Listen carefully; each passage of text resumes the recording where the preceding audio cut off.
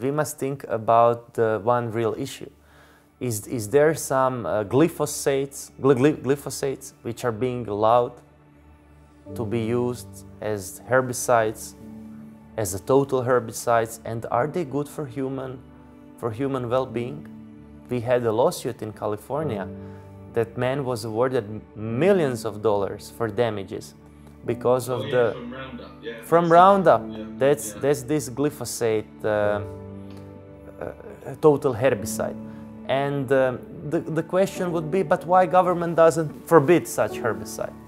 Or for example, you can see that many antidepressants have created people insane behavior, suicides, murders.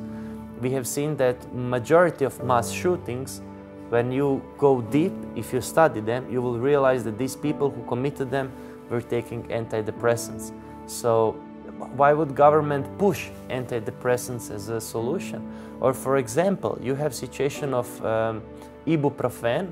It's analgesic, very painkiller, very common. And his effect on children, or better said, on a fetus which develops, is very questionable. Even in the recipe, they write it's not good to take it in the last trimester of pregnancy, this painkiller.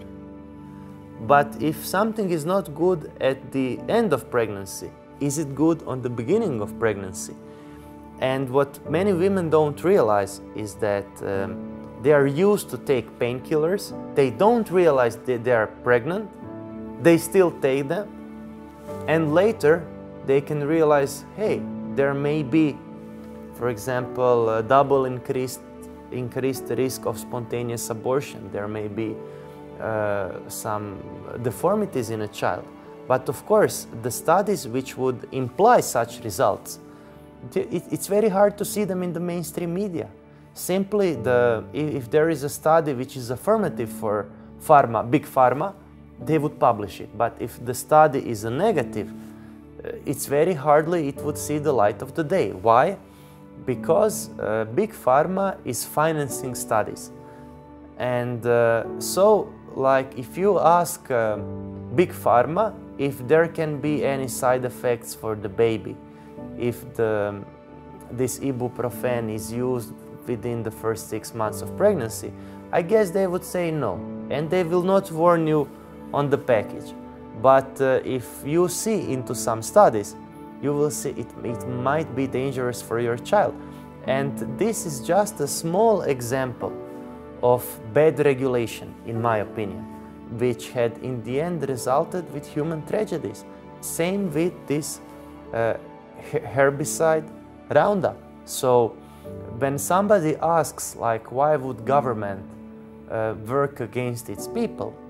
Well, why not? If people on the top of power are corrupt, and if they have interest in some agenda, although it's against the people, they would comply with it, and they would do it. And I will tell you one thing. Do you know why many American women were saved from thalidomide poisoning from deformed children? No, go on. Because in the rest of the world, these people who would have to approve such medicine, which in the end everybody realized it was poisonous, the babies were deformed heavily, people would very easily allow this medicine to go into popular use. And in America, there was one female, I think she was a doctor, and she said, I am not convinced that there are no side effects. Can you imagine? And one woman did all she could for a year to stop this drug to get into market. And on that way, when people already began to realize the connection of thalidomide use and baby deformities, at that moment she saved thousands of American children from the same fate. Why? Because she was good, she was honest, and I think her second name was Kelly, I'm not sure. People should Google that out. And people like her, they are few in this world now. Because whoever is just, whoever is following his conscience, he's being removed. I will tell you one important issue. when John Viripen, this doctor, when he spoke, when he brought his child to pediatric, and they wanted to vaccine the child, and he said, no, like, it's a healthy child, I don't want to vaccine him. And the doctor went crazy, and she said, if you don't want to take vaccine, look for another doctor, get out. And he said, when she told me that, I realized the way I was putting pressure on doctors to prescribe this so-called drugs, legal drugs. And he said basically that they are not behaving like that because it's their opinion. They are behaving like that because they have been in some way either intimidated or bribed or whatever, because if they had the knowledge of side effects which can come with vaccines, I'm not sure they would push people into taking that. And in Croatia, for example, one girl, she took vaccine, her hair was gone till today. Little girl, no hair. She looks like she has leukemia. But what happened? She took the vaccine. And the government gives no compensation at all. So if you get screwed up by vaccines, they say, hey, that's your problem. But when the profit is being divided, they share the cake altogether.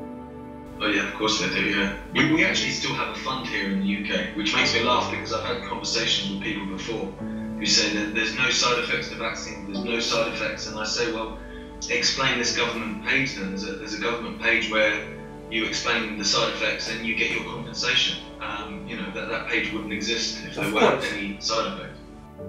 Well, it's logical. If there are side effects obvious, how can they say there are no side effects? But the reason why they do it is because the only way they can push their agenda is if people are not questioning. And anything which may turn people into questioning is being silenced. So any kind of opposition is being just lowered down, I would say. And on our TV, in Croatia, they make a discussion about vaccination, but how this discussion looks like, they bring 4 people who support mandatory vaccination, and they discuss with each other and they all agree. So the first, I would say, the democracy is the first victim of such system, because in a democratic society, people would have to be free to discuss. And in this mainstream media, big pharma business, you can't discuss. And why you can't discuss? What do you think, Jamie? Look at the commercials. Yeah, look how many big pharma commercials they are. They say, oh, you have a headache, it can be poof, gone. You just take ibuprofen. Or for example, you can't sleep.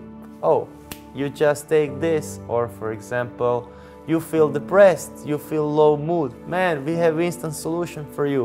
Just take this drug, And these drugs are heavily being marketed, and as a result of it, there are many people who are killed by those drugs every year. There are many people who have horrific side effects, but they don't care. Why? Because they have profit, and as long as they have profit, their worry for human life is non-existent or very, very little. And even when you get screwed up by these legal drugs and vaccines, they always say, oh, it's your fault, like it has something to do with you, it doesn't have to do with drugs. Although before administering those drugs, you have been a healthy person and afterwards you are sick, but they try to escape from responsibility. And by repeating that drugs are safe, they are basically influencing on people not to report side effects, because people would say, oh, the hair didn't fall off for this vaccine that I got 2 weeks ago, it fell off because on its own, That's the way they want people to think.